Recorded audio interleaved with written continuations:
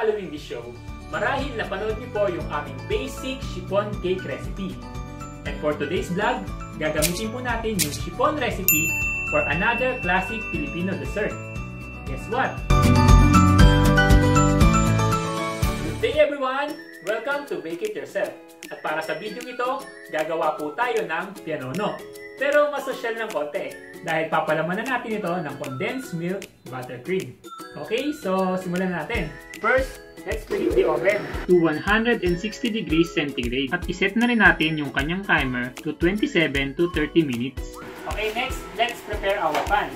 I'm using 40 by 60 centimeters rectangular pan. Katulad ng sa chiffon, yung ilalim lang din ang lalagyan natin ng parchment paper. Gamit po tayo ng 12 pieces of eggs.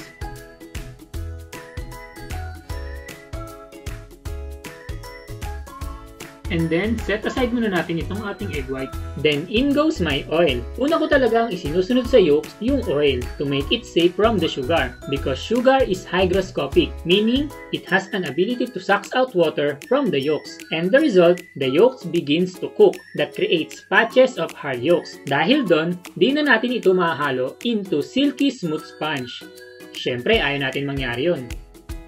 Then, my sugar goes in. Water goes in, salt and vanilla.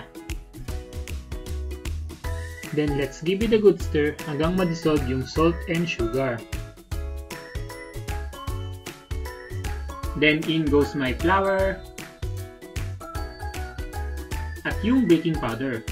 Siyempre, isisip natin ito.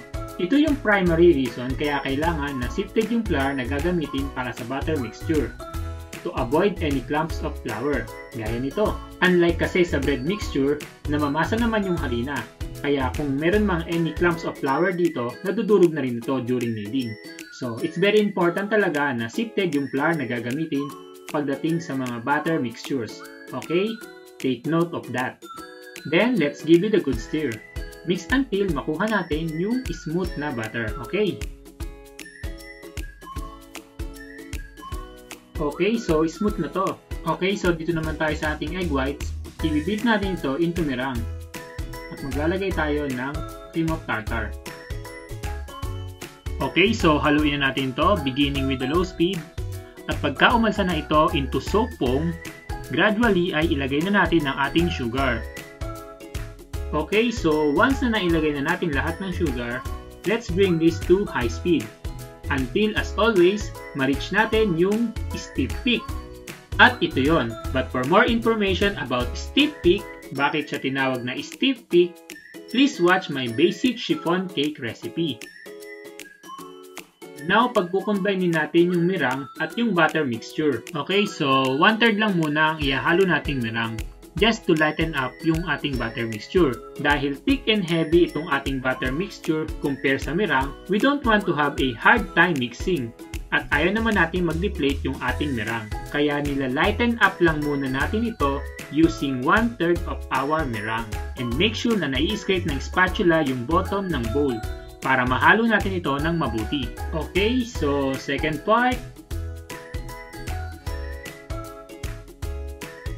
At third part.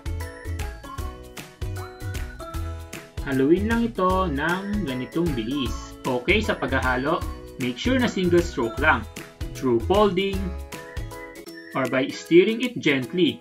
At kung may mapansin kayong medyo malaking clump na gaya nito, don't worry, but you need to break it. These are chunks of meringue na hindi pa halo. Ang ginagawa ko, ini-slice ko lang ito using the edge of the spatula until makuha natin yung silky smooth. Okay, so okay na to. I-transfer na natin ito sa ating pan. Okay, sa pag-i-spread naman, unahin natin lagyan yung mga gilid ng tray o ng pan at saka natin papantayin. Just like this. Okay, so pantay na to at itaktak ng mga 5 hanggang 7 beses para maalis natin yung mga unwanted spaces or na-trap na air.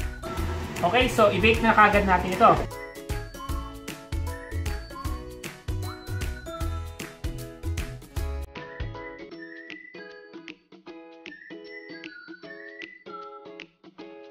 Oh, it's hot! Okay, so ito na yung ating freshly baked chiffon sponge na gagamitin natin for our pianono. Okay, so at this point, palalamigin natin ito. And while waiting na mag-cool down yung ating sponge, gawin na natin yung ating condensed milk buttercream. Okay, so move on tayo sa ating condensed milk buttercream for our pianono filling. I'm using, and I also recommend to use salted President butter that comes in this packaging. Okay? And of course, we're going to use condensed milk. At ang aking secret ingredient, guess what? Egg yolk. Okay, so let's begin making our buttercream. Beginning with my butter, make sure na room temperature yung butter na gagamitin niyo upang hindi magtubig ang butter dahil makakasira ito sa texture at hindi na natin makukuha yung smooth and fluffy na buttercream. So, ibibit muna natin itong butter until maging fluffy. At once na fluffy na yung ating butter, sunod na natin ilagay yung egg yolk. At pagka na-absorb na ng butter yung ating egg yolk, sunod na natin ilagay yung condensed milk. Gradual lang ang pagbubuhos nito. Scrape lang natin yung gilid kasi common talaga na nangyayari yan. At i-mix ulit ito ng high speed para makuha na natin yung very smooth na buttercream. And it's done!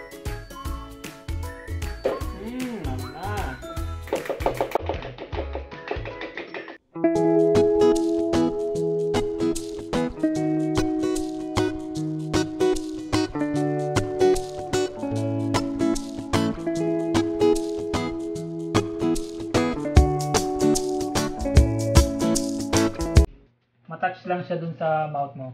Talagang magme-melt siya eh. It's literally melts in your mouth. Haluin ba natin siya ng konti dahil meron talagang naiiwan na konting. Okay, so ito yung consistency na gusto natin. Manilaw-nilaw siya dahil dun sa egg yolk. So this is our condensed milk buttercream. Okay, let me just give it a taste.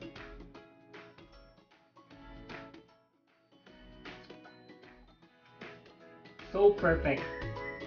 Gaya ng sinabi ko kanina, kailangan salted po yung butter na gagamitin niyo. May kick yung salt, may saltiness siya, and at the same time, yung sweetness and yung rich and creaminess from the condensed milk at yung soft texture, it's sarap. So right now, it's a room temperature na buttercream. So it's very delicate para sa mga, kahit sa konting init lang, kahit nga sa kamay, nagme-melt na siya eh. So we will leave it in the chiller for 5 to 10 minutes at para ma-maintain din natin yung consistency nito. Okay, so once na nag-cool down na yung ating sponge, i-depan natin ito. At hahatiin natin ito sa dalawa. At yung isa lang dito yung gagamitin natin para sa ating pianono. Alright. Okay, so ngayon naman ay i-roll na natin ito. So this is how you're going to do it. Lalagay po kayo ng plastic dyan. Kung meron kayong oil sprayer, much better. Pero kung wala, mano-mano na lang. Just put a little bit of oil dito sa plastic. And then i-spread.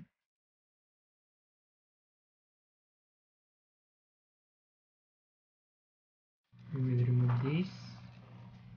And then, ngayon ay papailalim natin siya. I hope na nasusundan nyo ang ating procedure.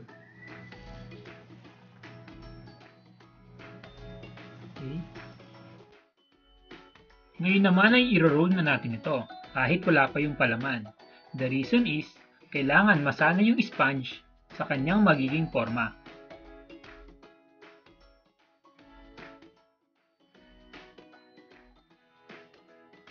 By doing this, mas madali natin ma-roll mamaya kahit may palaman na yung ating pianono. Okay, so i-leave natin ito nang naka-hold ng ganyan. So, ang ginagawa ko, pag gumagawa ko ng pianono, yung tray na pinaglutuan, itong dulo na to, dito ko siya inilalagay. Para nakakulong siya. Okay? Hindi siya magro-roll out. Okay, so ready for filling na yung ating sponge. Enough time Okay. So ngayon naman ay papalamanan natin ito gamit yung ating condensed milk buttercream na iniler ko saglit para mas tumibay siya. Para siya ulit naging butter. Iwan natin ito. Ito.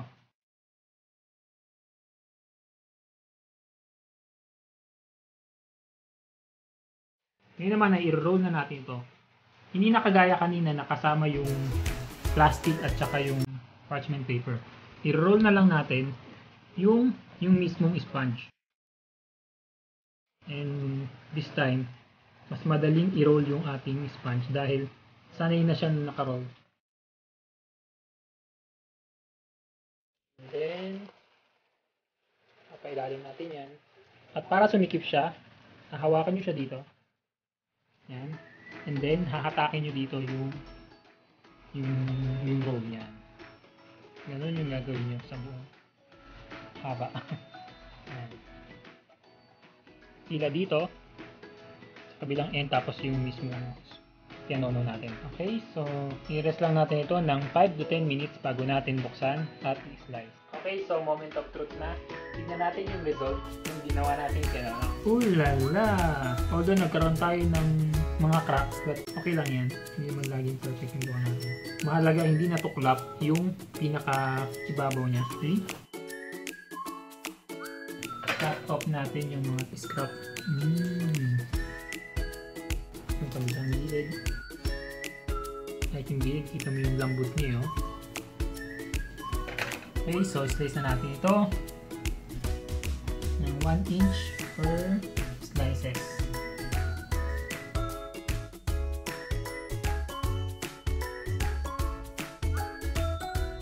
And there you have it, ang ating napakasarap na pianono recipe. I hope you give this a try. And for our written recipes, please visit gobakeityourself.blogspot.com. So once again, if you enjoyed this video, please don't forget to like, share, and subscribe. At pakiclick na rin yung bell button para updated kayo sa mga latest baking tutorials ko. Thank you for watching. Bake it yourself!